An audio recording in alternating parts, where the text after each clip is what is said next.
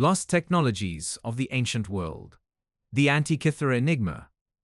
In 1901, sponge divers off the Greek island of Antikythera discovered the remnants of an ancient shipwreck. Among the corroded statues and pottery was a strange lump of bronze and wood. For decades it was forgotten, until closer inspection revealed dozens of gears, intricately interlocked within a corroded casing. What they found was unlike anything ever recovered from the ancient world. The Antikythera mechanism dated to around 150 to 100 BCE and is often described as the world's first analog computer. Built during the late Hellenistic period, it could predict eclipses, chart the movements of celestial bodies, and even account for the irregular orbit of the moon.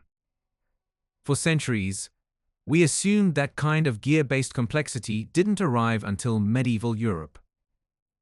Yet here, from a shipwreck off the Aegean coast, came proof that ancient Greeks possessed not only philosophical genius but mechanical mastery. Its gears had teeth finer than a wristwatch, and its mathematical precision rivaled 18th-century clockwork. What makes it so puzzling isn't just what it did, it's that we found only one. There's no clear workshop, no production lineage, no surviving manuals. Some scholars believe the knowledge may have died with a single craftsman, possibly linked to the school of Hipparchus or even Archimedes himself. Others think this device was merely one of many, perhaps common in elite Greek households but lost to time. Even with modern CT scanning and 3D modeling, we still aren't sure why it existed at all. It forces us to revise our assumptions about history. Sometimes the past had gears we no longer know how to turn. The power of Egyptian blue. Long before chemistry had names or periodic tables, there existed a color that seemed to defy time itself. Known today as Egyptian blue, it first appeared around 2600 BCE, used lavishly on statues, frescoes, and ceramics. At a glance, it's simply beautiful, a brilliant, luminous azure that adorned the skin of gods and the robes of royalty. But beneath its surface lies a scientific puzzle. Egyptian blue isn't just a pigment. Under infrared light, it glows with luminescence that scientists only began studying seriously in the 21st century. The mineral itself, calcium copper silicate, requires sustained high-temperature processing between 800 and 1000 degrees Celsius to form correctly. In other words, it wasn't stumbled upon, it was engineered. This wasn't a happy accident. It was made intentionally across dynasties, implying a sophisticated understanding of heat control, mineral sourcing, and color permanence. The level of consistency in its production across time and geography is what puzzles us. How did artisans maintain such purity without digital thermometers or mineral analysis? Why does this pigment turn up not only in Egypt, but as far away as Mesopotamia, Greece, and even Gaul? Some researchers speculate it was more than decorative, that its infrared qualities suggest it had a functional role, perhaps in early light absorption or temperature regulation. By the end of the Roman Empire, the recipe was gone. It simply vanished from the artistic vocabulary of the world. Even with modern manufacturing, recreating it at the same purity level remains difficult and expensive. We're left staring into its glow, wondering how something so old can still outshine what we make today. Baghdad's forgotten batteries. In the basement of the National Museum of Iraq sits a jar that might hold the key to one of the strangest mysteries of the ancient world. It's unassuming at first glance. A small ceramic vessel with a copper cylinder inside, sealed with asphalt. But inside that copper tube sits an iron rod. When first examined in the 1930s, it defied easy classification. Today, it's often called the Baghdad battery. Dated roughly to between 200 BCE and 200 CE, it challenges the very timeline of electrical discovery. When replicas were built and filled with acidic substances like vinegar or lemon juice, they produced a small but measurable electrical current. Mainstream archaeology approaches the battery with caution. While the components could generate electricity, there's no definitive evidence that the ancients knew or intended this function. No copper wires, no conductors, no obvious signs of use. Still, the materials and their configuration are undeniably functional. Some have suggested the devices were used in electroplating, applying thin films of metal onto jewelry using an electric charge. Others claim they were part of religious rituals, delivering a literal shock during ceremonies to inspire awe or fear. What's particularly confounding is the silence around them. If these jars were widespread tools, where are the others? Only a handful have been found, and none with direct documentation of their use. They remain relics from a world that might have known more than we ever imagined. Puma Punku, precision in stone, high in the Bolivian Andes, over 12,000 feet above sea level, lies Puma Punku, part of the ancient Tiwanaku complex. It doesn't dazzle with soaring pyramids but confounds with geometry. Massive stone blocks cut with such precision that modern engineers still marvel in disbelief. Some stones at Puma Punku weigh over 100 tons, carved from andesite and red sandstone, materials incredibly difficult to work with even using diamond-tipped tools today. Yet these blocks are sliced with smooth, sharp edges, drilled with uniform holes, and notched into shapes that suggest modular assembly.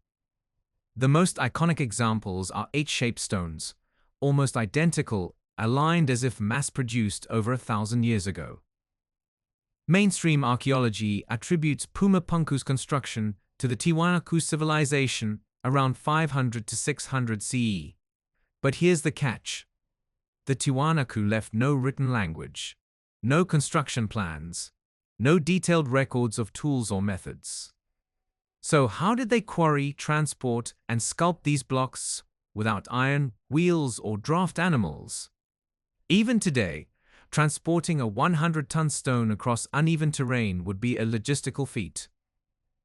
Yet these blocks were dragged from quarries nearly 60 miles away, and their joins are so tight that even a razor blade can't slide between them. Whatever the explanation, Puma Punku challenges our ideas of what ancient societies could achieve.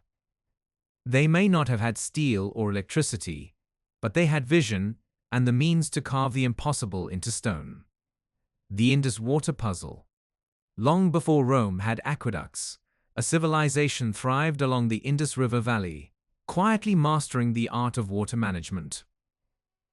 From around 2600 to 1900 BCE, the cities of Harappa and Mohenjo-Daro weren't just populated, they were planned. Laid out in neat grids with wide avenues and standardized weights, these cities displayed civic foresight most modern urban planners would envy. The people of the Indus Valley engineered advanced drainage systems complete with brick-lined sewers, sediment traps, and covered conduits.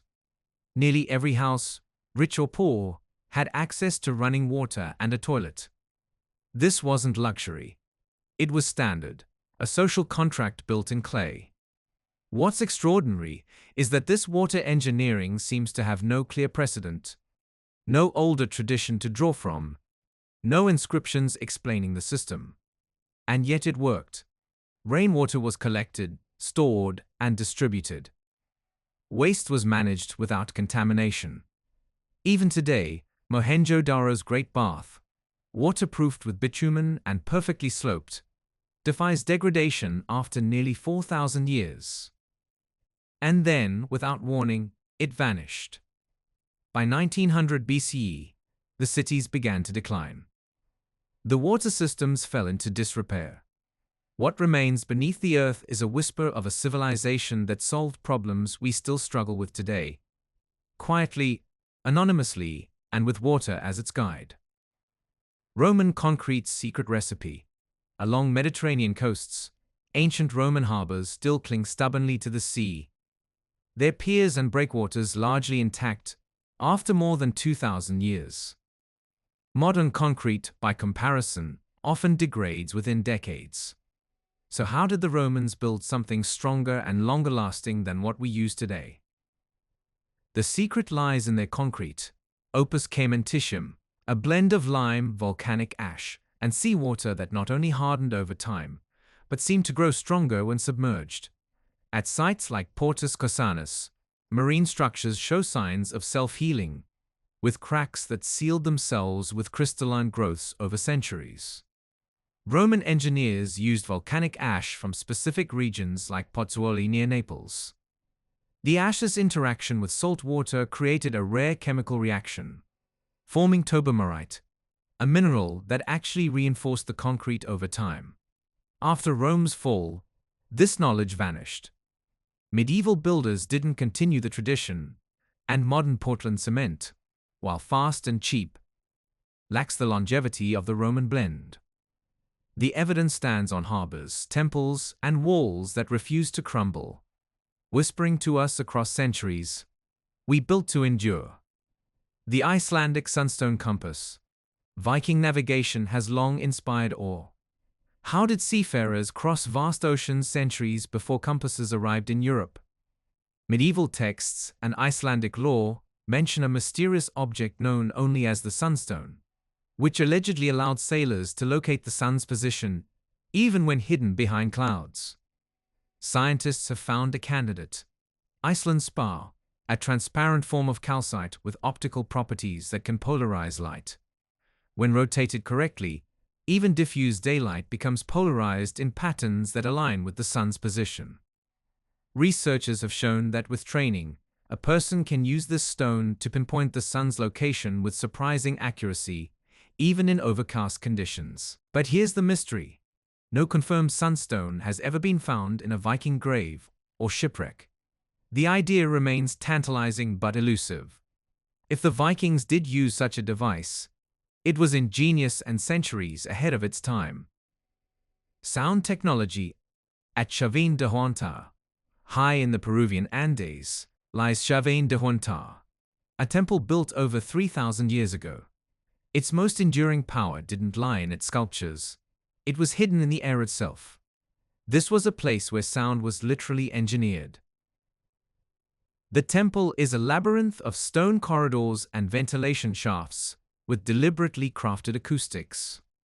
Priests played massive conch shell trumpets that sent low-frequency roars echoing through the tunnels, creating illusions of movement, disorientation, and voice-like effects. The Chavín people understood that certain frequencies cause vibrations in the chest and tap into primal reactions. Modern researchers have replicated these effects, finding deliberate frequency tuning in specific sounds designed to travel through stone corridors. Beneath the temple lie drainage canals that function like organ pipes, roaring during heavy rains.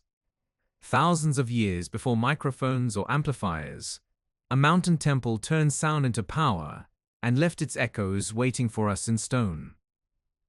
Conclusion. Across continents and millennia, these remnants whisper the same haunting truth. The past was not always primitive. From ancient Greek gearwork to Andean acoustic temples, humanity has repeatedly reached moments of brilliance, then forgotten them. These lost technologies aren't just curiosities. They're windows into civilizations that understood nature differently. Some worked in stone, others in pigment, sound, or salt water. What binds them isn't just technical skill but intention. Someone made these things with care, knowledge, and purpose. Perhaps progress isn't linear. Sometimes we lose what once was common. Sometimes we marvel at things our ancestors simply understood. And maybe that's the real mystery. Not that these technologies were lost, but that in rediscovering them, we rediscover ourselves.